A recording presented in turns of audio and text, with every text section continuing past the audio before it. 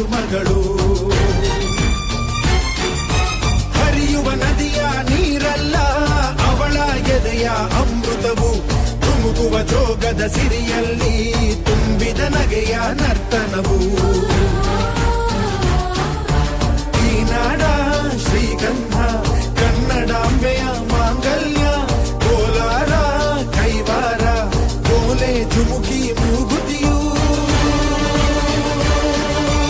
ಇದ್ದರೆ ಬದುಕುನಿ ನನ್ನೈ ಮನ್ನಲಿ ಮಡಿದರೂ ಹೆಮ್ಮೆಯೇ ಕನ್ನಡ ಮಣ್ಣಲಿ ಧರ್ಮದ ತೌರಲಿ.